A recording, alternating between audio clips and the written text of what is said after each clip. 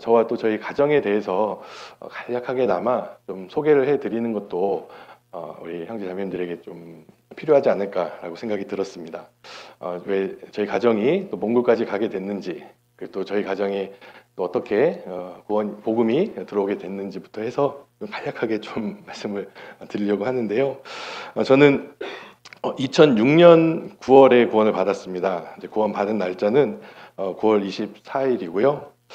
이제 9월 24일 날 제가 제주도 앞바다에서 침례를 받았습니다. 제주교회 이제 곽상근 목사님이 계셨고, 그때 이제 복음을 전해주신 목사님은 노진구 목사님이 그 말씀을 전해주셨는데요.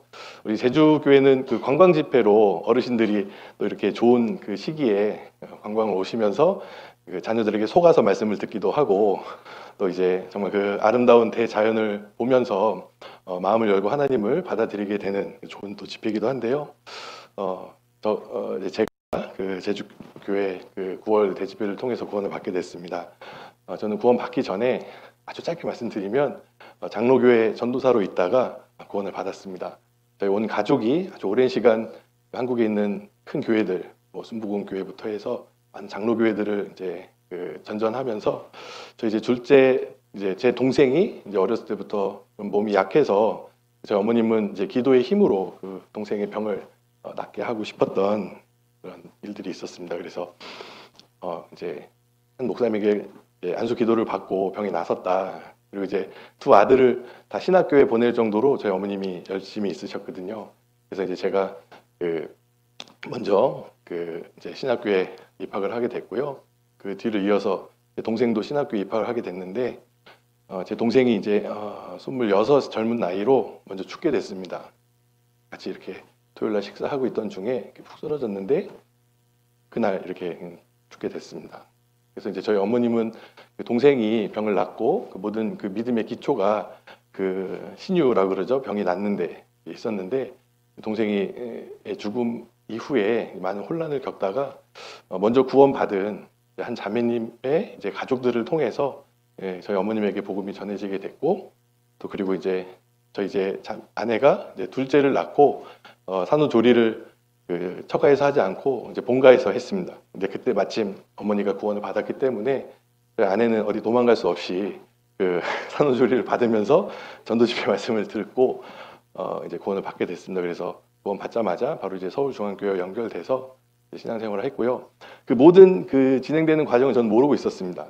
저는 이제 장로교회 전도사로 있으면서 거의 이제 집안일에는 소홀한 그런 남편이었거든요. 그래서 일주일에 월요일 날 한 번 정도 집에 들어와서 아이들 얼굴 보고 나가고 그랬던 삶을 살았는데, 이제 나중에 저희 이제 아내가 확실하게 구원 받고 나서는 이제 저에게 점점 그 계속해서 압력을 저희 어머니도 그렇고 이제 뭐 제가 어떤 성격인지 저를 잘 아시니까 갑자기 이렇게 접근하진 않으셨고요.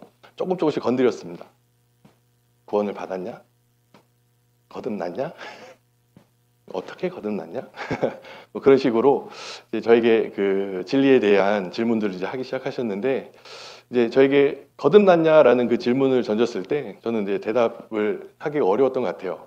그래서 이제 어렸을 때 뭐 기도원 가서 밤새 기도하다가 뭐 환상도 보고 또 이렇게 나무 뿌리 이렇게 뽑고 그러면서 이제 하나님 만나고 목이 쉬고 와서 성령 충만하게 그런 경험들, 그리고 이제 수능이 끝나고 이제 아버지 차를 몰래 끌고 나가서 이제 그 교통사고가 크게 났거든요. 정면 충돌 사고가 나서 이제 그 차 2대를 폐차할 정도로 큰 사고였는데 그 차 안에 탔던 사람들이 아무도 다치지 않고 저도, 그래서 그때 내가 하나님이 주신 새 생명을 얻게 돼서 그때 거듭났다.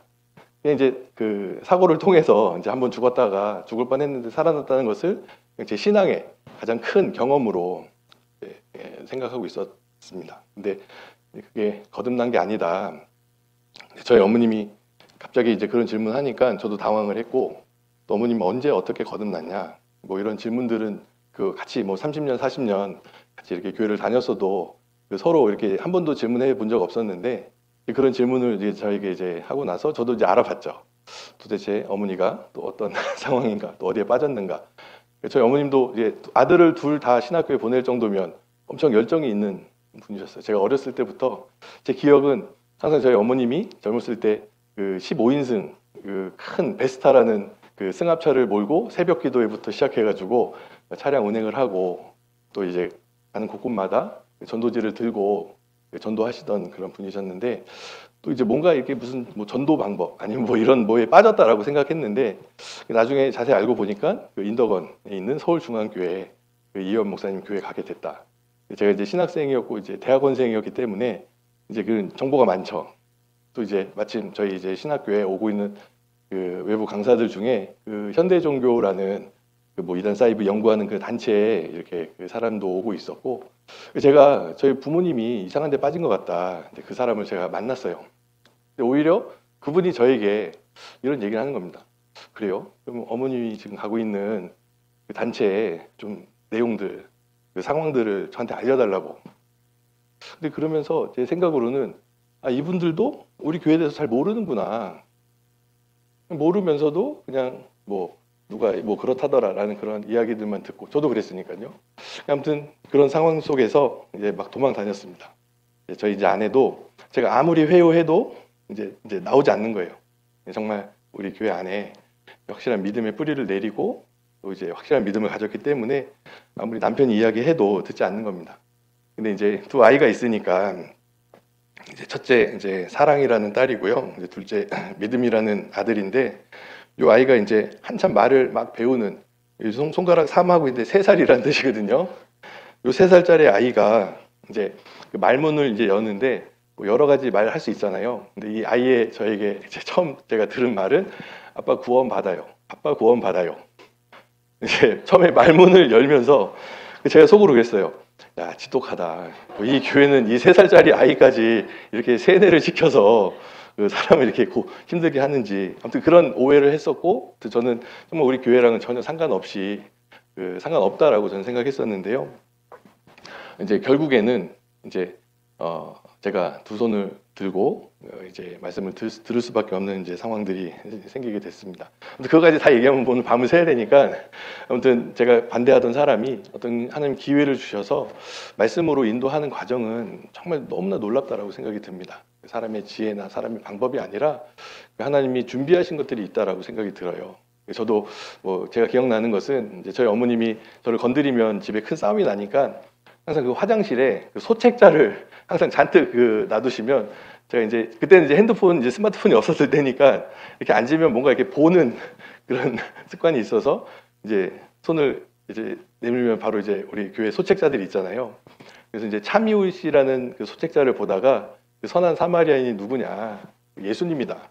근데 이제 왜 예수님이냐? 이제 예수님이 이제 행하는 일들도 있지만 요한복음 8장 48절에 유대인들이 예수님에게 너는 귀신 들렸다, 바리새인이라고 하는 그 표현이 나오더라고요.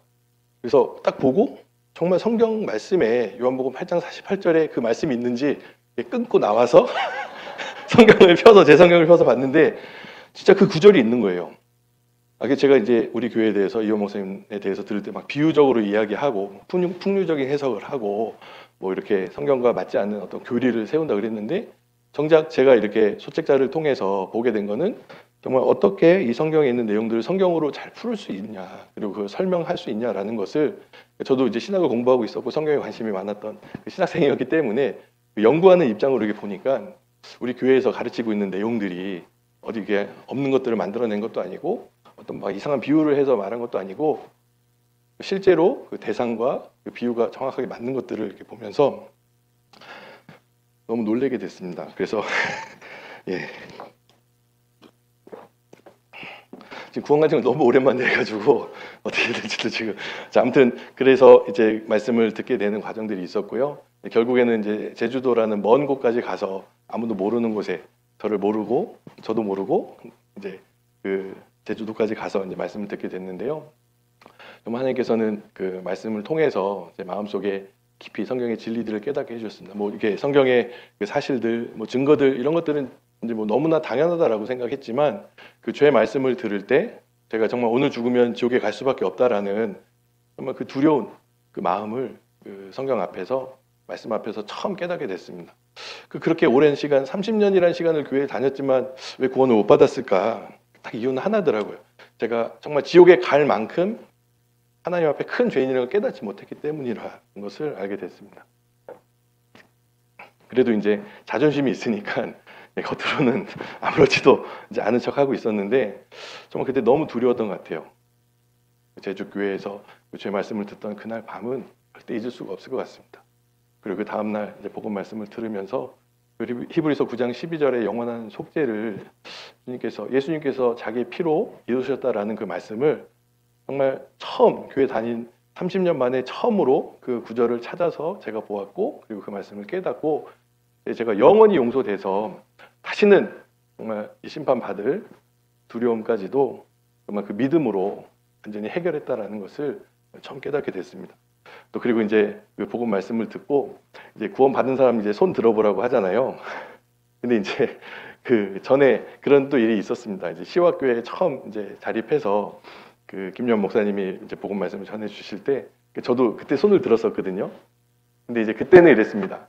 아, 하나님이 나를 만세전에 선택해서 이제 내가 그 벌써 구원 받았지. 근데 그 제주교회에서 이제 2006년 9월 23일 날 그 밤에 23일 날 밤에 그 복음 말씀을 듣고 정말 구원 받은 날이라는 것을, 그러니까 만세전이 아니라 오늘 지금 정말 나에게 이 구원이 이루어졌다라는 것을 그때 처음 깨닫게 됐습니다. 근데 이제 구원을 받았는데 하나 조금 풀리지 않는 게 있었어요. 그게 뭐였냐면, 내가 이 진리를 깨달았는데 내가 신학생이고 내가 다니던 교회로 돌아가야 되는 거 아닌가? 그런 마음이 사라지지 않더라고요. 그동안 내가 오랜 시간 동안 생활해왔던 그 곳이 있고 많은 관계들이 있는데 그걸 어떻게 다 끊을 수 있지? 근데 이제 그 다음날 주일 말씀 들으면서 그때 이제 목사님께서 에스겔서 16장 말씀을 찾아서 그 배꼽줄을 자르지 않은 죄를 말씀을 해주시는데 그때 이제 확실히 깨달았습니다. 왜냐하면 저희 아이들이 태어날 때 다 제가 이렇게 배꼽줄을 제가 직접 다 잘라줬거든요. 아, 아이가 태어나면 이 배꼽줄이 필요 없고 그것이 잘라져야 이제 완전하게 자기의 코로 숨을 쉬고 이제 이 세상에서 온전하게 살 수 있는데, 만약에 배꼽줄을 엄마랑 계속 연결해서 산다 그러면 이건 진짜 큰 문제구나.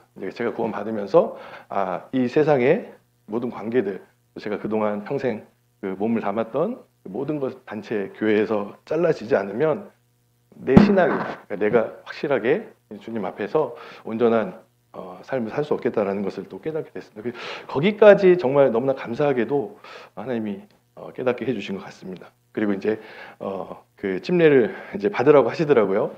근데 이제 침례 여러 번 받았습니다. 이제 장로교에서도 뭐 학습도 받고 이렇게 머리에 뿌리는 그 침례식도 이제 한두 번 했었고, 또 그리고 이제 남자들은 군대 가면 그 훈련소에서 그 매주차에 이제 교회 갑니다.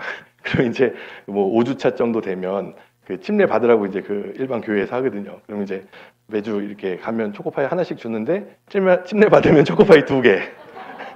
이제 그 초코파이 유혹에 못 이겨서 그 세례를 이제 뭐 세례죠, 머리에다 물을 뿌리는 그런 행위니까 두세 번 받았던 것 같습니다. 그래서 또 제가 그 훈련소 조교로 있을 때도 그 조교 2등병 때는 얼마나 배가 고픈지 그 매주 그 침례를 이제 세례를 받으면 초코파이를 조교도 2개씩 주더라고요. 그래서 아주 많이 그 세례를 받았던 기억이 납니다. 근데 정말 이렇게 물에 잠겼다가 나오는 그 침례, 예수님께서도 이제 공생애를 시작하시면서 그 세례 요한에 받았던 그 침례와 똑같은 침례를 받으면서 그때 깨달은 것이 있습니다. 그 갈라디아서 2장 24절 말씀을 제가 너무 잘 알고 외우고 있었는데 침례를 받으면서 물에 들어가면서 그게 자동으로 탁 그 암송이 되더라고요. 내가 그리스도와 함께 십자가에 못 박혀 죽었나니 이제는 내가 산 것이 아니요 내 안에 그리스도께서 사신 것이라. 물에서 딱 나오면서 이제 내가 육체 가운데 사는 것은 나를 사랑하사 자기 몸 버리신 예수 그리스도를 믿는 믿음 안에 사는 것이다. 그 말씀이 실제라는 것을 깨닫고 이제 물 밖에 나오니까 이제 여기는 좀 저희 자매 얼굴이 좀 정상인데 얼마나 울었는지 막 퉁퉁 붓고, 또 이제 아이들은 뭐 뭔 상황인지도 모르지만 다들 그 제주교회 형제 자매님들이 같이 나와 주셔서 같이 찬양해 주시고 같이 기뻐해 주시고 그 모습을 보면서 그때 제가 깨달았습니다. 아, 내가 이제 구원받고 이제 나에게 남은 것은 이제 구원받은 가족들, 구원받은 형제 자매들밖에 없구나라는 것을 이제 깨닫고, 이제 그날 이후로부터 한 번도 이제 교제에서 떨어질 또 떠날 생각을 든 것 앞으로도 이제 하지 않고 신앙생활을 이제 하게 됐습니다. 이제 구원받고 나니까 저에게는 아무것도 남은 게 없더라고요. 또 그리고 이제 속으로 예전에 관계도 어떻게 끊지? 진짜 너무나 단순하게 간단하게 끊어진 게 제가 그동안 쓰던 핸드폰 번호를 이제 정지하고 취소하고 그 새로운 전화번호를 받았는데요. 너무 간단하더라고요. 저에게 연락할 수도 없고 저도 이제 핸드폰을 새로 바꾸면서 그 전화번호를 싹 지웠는데 저 머릿속에 전화번호가 하나도 기억이 안 나더라고요. 이제 다 핸드폰 그 메모리에 핸드폰 번호가 다 저장되어 있었기 때문에 너무 단순하면서도 간단하게 이 세상에 또 그동안 제가 연결되어 왔던 모든 것들과 이렇게 딱 끊어졌던 기억이 있습니다. 자, 아무튼 짧게 말씀드린다고 했는데 이제 9월 이제 24일 날 구원 받고 이제 원래는 그 제주도에서 좀 살 생각도 있었습니다. 왜냐하면 이제 구원 받고 나면 이제 저는 모든 사람들하고 이제 관계가 다 끊어져서 이제 뭐라도 이제 먹고 살려면 제주도에서 그 자전거 이렇게 그 타면서 자전거 가게를 차릴 그런 계획도 막 많이 세우고 왔었거든요. 근데 구원 받고 나니까 제가 두려울 게 없고 제가 당당한 거예요. 내가 당연히 구원 받았는데 왜 사람들을 두려워하고 피할 이유가 뭐가 있냐. 그래서 바로 다시 이제 서울로 또 이제 저희 그 집이 있었던 그 시화로 이제 돌아와서 그때부터 이제 신앙생활을 시작하게 됐습니다. 자, 그래서 이제 그 구원 받은 이제 과정이 이렇게 되고요. 또 그리고 제가 이제 그 교사로 이제 서울중앙교회에서 봉사를 이제 시작하게 됐고, 2009년 4월 5일 날 전도인으로 이제 서울중앙교회 중등부 담당 전도인으로 이제 발령을 받게 돼서 이제 그 서울교회에서부터 이제 전도인 생활을 이제 시작하게 됐습니다. 또 그리고 이제 구원 받고 나서 이제 요 셋째가 생겼고요. 또 그리고 이제 전도인실 들어가서 요 넷째가 생겼습니다. 근데 이제 첫째를 사랑이라고 지었고, 둘째를 믿음이라고 지었고, 셋째는 소망이겠죠. 믿음, 소망, 사랑이니까. 근데 이 끝일 줄 알았어요. 셋째까지가. 근데 하나님이 한 아이를 더 주셨는데 제가 같이 그 교제하고 있었던 그 인덕원 111구역 형제 자매님들에게 우리 이 아이 이름 어떻게 지을까 공모전을 한번 했었습니다. 근데 이제 그래도 이제 아이의 이름을 이제 부모가 짓는 것이 이제 맞는 것 같아서 이제 막내 이름을 영원이라고 이름을 지었어요. 지금 이제 다른 아이들은 여기 경주교회 함께 오지 못했는데 우리 막내 딸만 지금 같이 와 있습니다. 근데 정말 은혜인 것 같아요. 이제 그 우리 둘째 믿음이를 이제 하나님 주시면서 저희 자매가 믿음을 갖게 됐고요.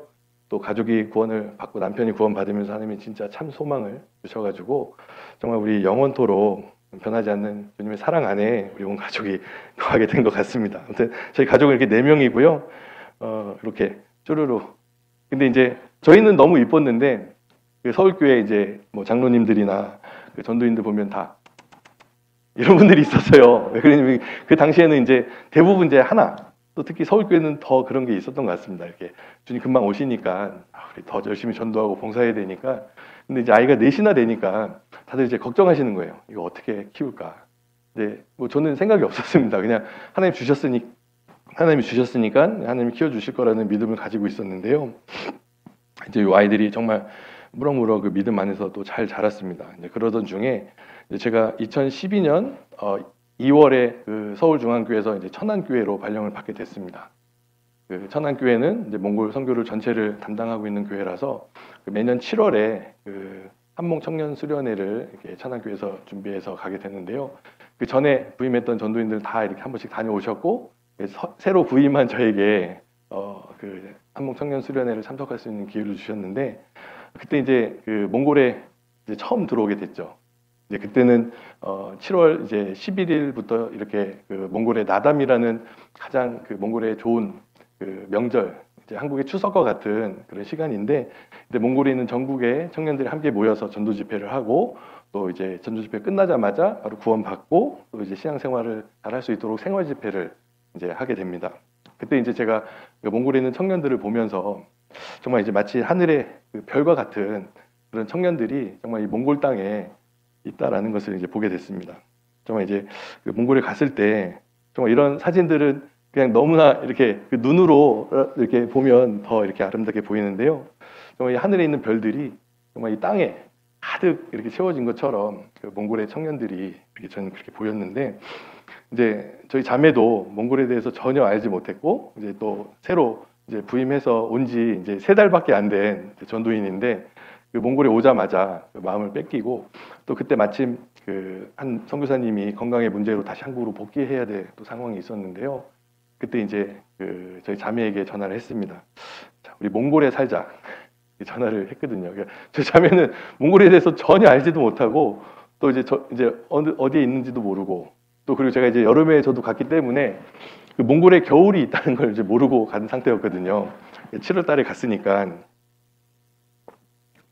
그래서 이제 전혀 진짜 이제 아무 상황이나 어떤 여건들을 보지 않고 정말 거기에 있는 영혼들을 반짝반짝 빛나는 그 영혼들을 보고 이제 몽골에 들어가게 됐던 겁니다.